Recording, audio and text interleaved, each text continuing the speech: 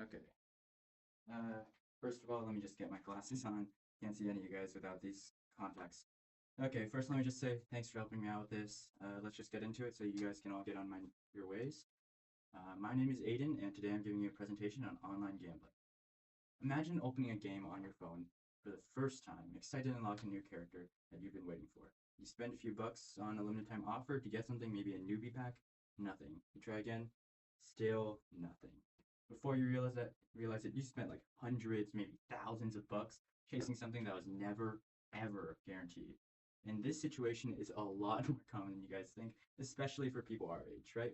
I mean, raise your hand if you played a game like Clash Royale, CSGO, or any like AI slop mobile RPG. You guys have probably encountered some form of this gambling system that's been built into online gaming. I mean, just look at me.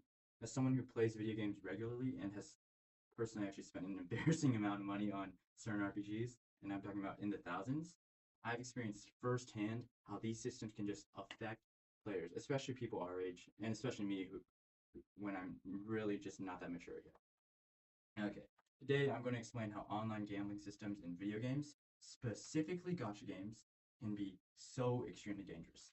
Using Honkai Star Rail as a case study, I'm going to be focusing on three main factors, guys: emotional manipulation, the sunk cost fallacy, and the complete and almost total lack of regulation from federal governments across the world.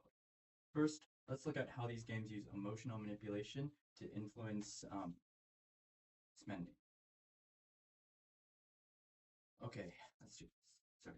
Um, Gotcha games are designed to just make people feel emotionally connected to characters, which is going to make them more likely to spend money. Like, for example, if you're attached to a pet or something, you're going to be more inclined to spend money on that.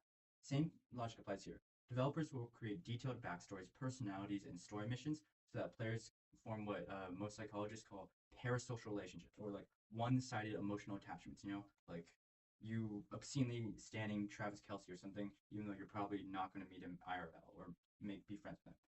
According to a 2025 article from the Mental Health Weekly Digest, players who feel emotionally connected to characters are more likely to spend money trying to obtain them.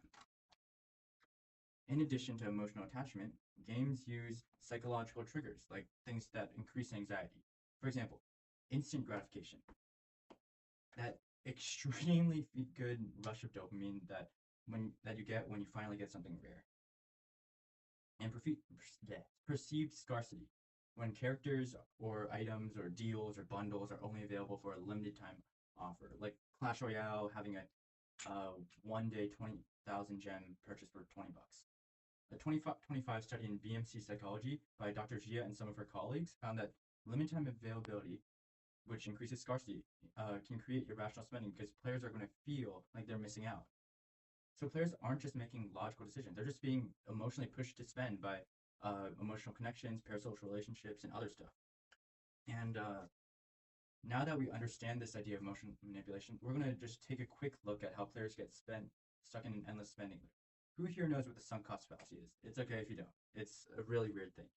The sunk cost fallacy is the idea that once you invested enough time or money into something, you feel just compelled to keep going, even if it's not worth it. You got to get your money's worth. Like, uh, say I spent like 3,000 bucks on a game. What's another 200? What's just a little more? I got to make it feel like I'm getting my money's worth. According to Dijkstra and Hong in a 2019 PLOS 2019 study, emotional reactions to wins and losses are going to make people feel more likely to continue investing in a losing situation. Even losing can encourage spending. I mean, like, who here has ever played poker? I mean, you feel like, okay, I've already lost 200 bucks. I have to like try and get it back. I gotta get my get back. And game mechanics take this to the extreme. For example, a lot of games use something called a pity system. After enough attempts, you're guaranteed to get something rare. This is going to create the massive illusion that you're always close to the win. And if you just reach that benchmark, you're going to get it. There's also the gambler's fallacy. Like, this is who here has ever like done anything gambling? It's like karma, like the belief that after so many losses, you're going to get a win eventually. It's coming to you. Your time is coming. But in reality, every attempt is going to just have the same low odds. These systems trap players in an endless cycle where stopping feels like they're wasting everything they've already spent. And while these psychological factors are powerful, the problem becomes so much worse due to a complete lack of regulation, guys. Like, have you ever seen a law that says games cannot spend X, there has to be spending limits and age verification for all gambling games? And this is just extremely apparent in online gambling systems like HSR, which uses a gotcha system. Gotcha systems are pretty much exactly the same as slot machines or gambling, but they're not regulated at all.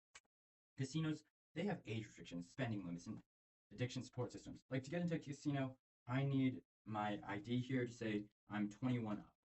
Gotcha games have none of those protections. According to John Shadegg in Opposing Viewpoints, unregulated online gambling can create serious risks because companies face so few restrictions. No spending limits, no unclear odds, not no unclear odds, no safeguard, and no age verification. And even more concerning is the impact on younger players, guys. A recent report by Rob Davies, published by The Guardian, a major news publication, inside in 2025, warns that gambling-like features in video games can normalize gambling behavior among minors.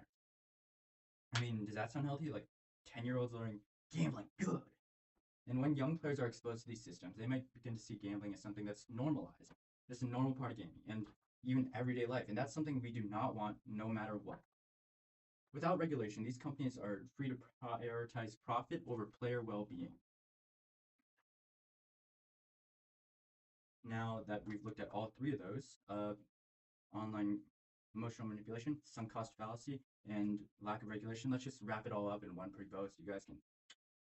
Today we've explored how gotcha systems in video games can be destructive. They're unregulated, they use emotional manipulation, and they just try and get you into an endless loop.